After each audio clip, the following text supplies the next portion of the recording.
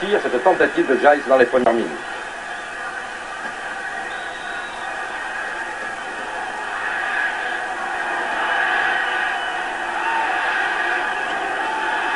Les Bulgares, les voici, Ivkov, le capitaine, et un gardien que vous allez revoir souvent, qui s'appelle Staikov.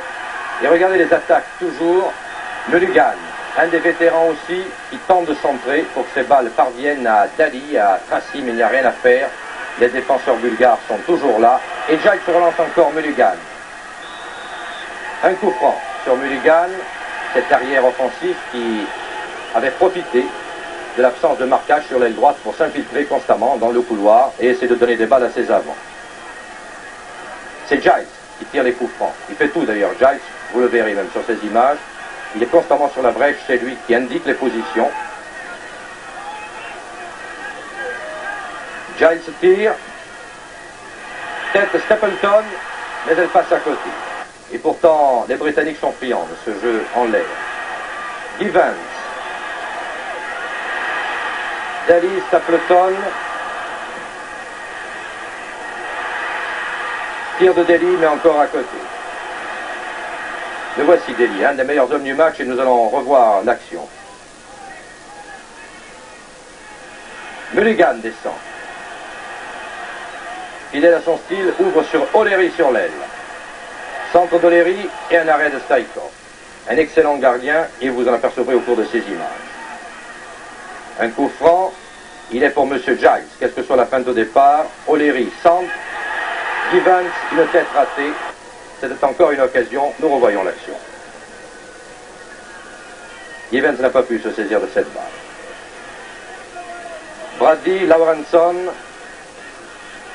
Brady devant une tête de Dali. Et Givens se rate devant Staikov.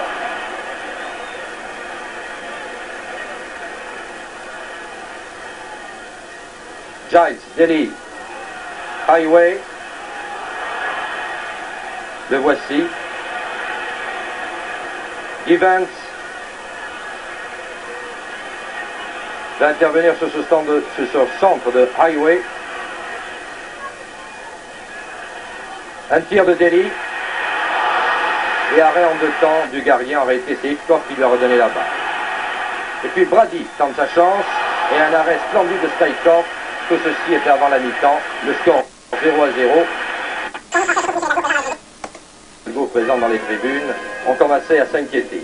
Les Irlandais avaient joué avec le vent. Et on se disait que peut-être la défense bulgare était peut-être fatiguée. Ils sont à 9 pratiquement devant leur but. Il n'y a pas d'action des Bulgares, pratiquement pas. Il y en a eu 2 et encore très timides.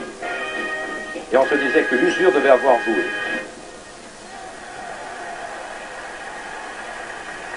Et à la reprise, on espérait. Nous avions un intérêt immédiat dans ce match.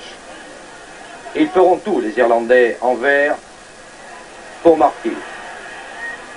Dali, Giles, Givens. Il passe et un tir à côté. La même action vue sous un autre angle, Givens.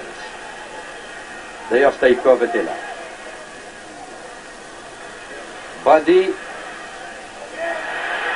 Stapleton du gauche. Il n'a pas pu assurer sur son pied droit, il a tenté quand même, il en est dépité, mais c'est encore une chance ratée. Mulligan. Le gardien repousse, tire Stapleton. Vous voyez Mulligan, Staikov qui repousse, et Stapleton à côté, c'était peut-être une des plus belles actions du match. Un coup franc bulgare, tiré par Alexandrov et c'est rare. Et oui, et c'était une occasion pour les Bulgares, il a lobé le mur et il a failli tromper le gardien.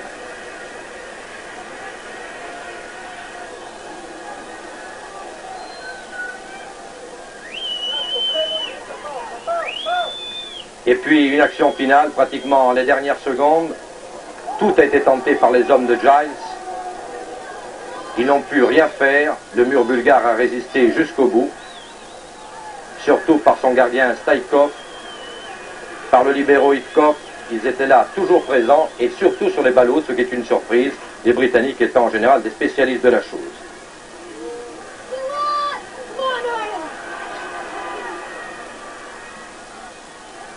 Highway, dans une de ses dernières tentatives, Highway qui n'avait pas été tout à fait égale, à ses prestations habituelles, celles que nous avions vues en particulier l'an dernier avec Liverpool. Vous voyez, c'est la fin, M. Gonella, l'arbitre italien, a sifflé. Et pour nous, c'est un coup dur en définitive. Il faut à tout prix maintenant battre les Bulgares le 16 novembre au Parc des Princes.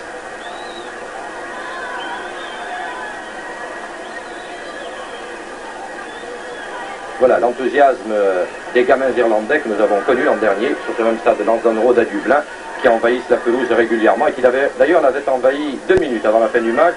Ils avaient mal interprété un coup de sifflet de M. Gonella et ils avaient interrompu le match pendant quelques minutes.